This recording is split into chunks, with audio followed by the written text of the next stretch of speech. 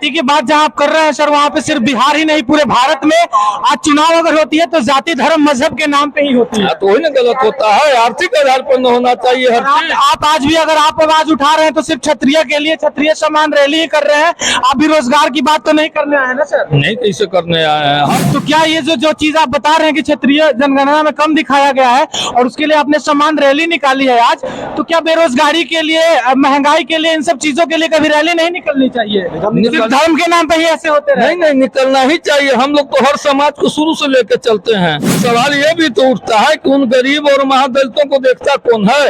आज अगर वो बीमार उसका परिवार होता है, आज वो मरता है, उसको 2 जून का भोजन नसीब नहीं होता है, तो यही क्षत्रिय ने उसको जुटा रहे हैं। ये सरकार तो जातीय गणना का विरोध सिर्फ करेंगे सर कि बिहार सरकार का भी विरोध करेंगे? हम जातीय गणना का विरोध करेंगे। हमको सरकार कौन है? सरकार जनता न है, जनता न बनाती है सरकार।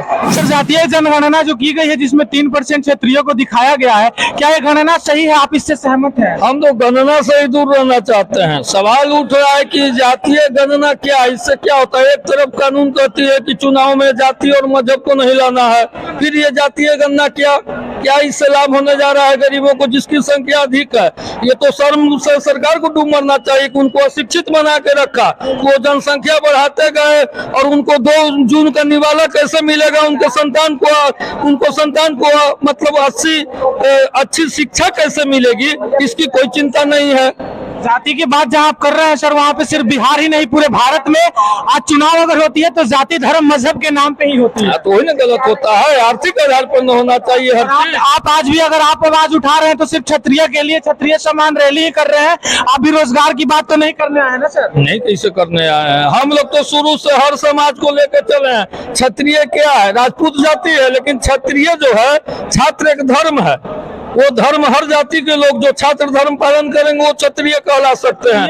राजपूत क्षत्रिय में सिर्फ नहीं आते हैं। जो आदमी गरीब को संरक्षण दे, किसी को न्याय के साथ न्याय करवाने में उसकी भूमिका हो, वो छात्र धर्म कहलाता है। और क्षत्रिय कोई हो सकता है, हर जाति के लोग क्षत्रिय बन सकते हैं अगर छात्र धर्म का पालन करें तो। क्षत्रिय की तो परिभाषा है सर कि जहाँ भी किसी को भी दबाया जाता है वहाँ पे क्षत्रिय खड़ा होते हैं सम्मान के लिए। तो क्या ये जो चीज आप बता रहे हैं क्षत्रिय जनगणना में कम दिखाया गया है और उसके लिए आपने सम्मान रैली निकाली है आज, तो क्या बेरोजगारी के लिए, महंगाई के लिए, इन सब चीजों के लिए कभी रैली नहीं निकलनी चाहिए? धर्म के नाम पे ही ऐसे होते रहे? नहीं, निकलना ही चाहिए। हम लोग तो हर समाज को शुरू से लेकर चलते हैं। ये जो जातीय धर्म की राजनीति, जो वर्ग की राजनीति जो कर रहे हैं, करने वाले कौन है? ये तो सोचने की या देखने की बात है ना।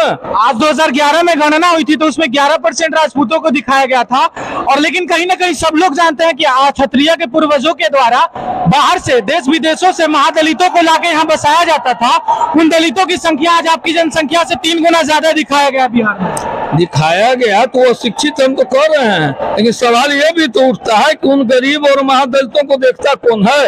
आज अगर वो बीमार उसका परिवार होता है, आज वो मरता है, उसको 2 जून का भोजन नसीब नहीं होता है, तो यही क्षत्रिय ने उसको जुटा रहे हैं। ये सरकार कहाँ है? ये जो पिछड़े के नेता बन रहे हैं, गरीब के नेता बन रहे हैं, क्या उस झोपड़ी तक जाते हैं कि उनके सर के ऊपर छत है कि नहीं? 6 कट्ठा जमीन देने वाला काम तो क्षत्रिय कर रहा है। आज ठाकुरबाड़ी में जो ठाकुर शब्द का जो लोग चर्चा करते हैं, ठाकुरबाड़ी में पूजा क्यों होती है? ठाकुरबाड़ी बंद हो जाना चाहिए। तो हम लोग एक्चुअल ठाकुर बनने का बात करते हैं। अच्छा, तो जातीय गणना का विरोध सिर्फ करेंगे सर कि बिहार सरकार का भी विरोध करेंगे? हम जातीय गणना का विरोध करेंगे। हमको सरकार कौन है? सरकार जनता न है, जनता न बनाती है सरकार कोई खास व्यक्ति नीतीश कुमार या तेजस्वी है सरकार? तो उनको बनाने वाला कोई है? उसमें आम आवाम न शामिल है, उसमें क्षत्रिय वर्ग भी न शामिल है। क्या मांगे हैं सर आपकी? गणना फिर से हो या फिर ना हो? गणना हो या नहीं हो, विकास सबका होना चाहिए। गरीब हो उसको आप अगली पंक्ति में कीजिए ना, उसको किताब उपलब्ध कराइए, अच्छी शिक्षा दीजिए, खाली भोजन मत दीजिए।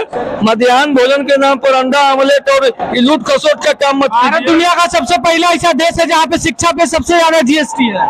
हाँ तो है, तो यही सोच तो आप यहाँ पढ़ाई लिखाई और दलितों को पढ़ाने की बात कर रहे हैं, इतना ज्यादा टैक्स होने के कारण तो बड़े बड़े परिवार के बच्चे नहीं पढ़ पा रहे हैं, दलितों को कहाँ से पढ़ाया हम तो कह रहे हैं कि प्राइवेट स्कूल को छोड़िए, सभी नेता और जितने बड़े अधिकारी हैं सब लोग अपने संतान को सरकारी विद्यालय में नामांकन का अध्यादेश कानून लाइए ना, विधानसभा, विधान परिषद और लोकसभा, राज्यसभा में, कि जितने नेता हैं किसी भी पार्टी के हो और किसी भी सरकारी पदाधिकारी हो या कोई भी बड़ा बिजनेसमैन हो, सभी अपने संतान को सरकारी विद्यालय में नामांकित कराएं, तो ऑटोमेटिक शिक्षा स्वतः है जो कि सुधर जाएगा देश का और प्रदेश का।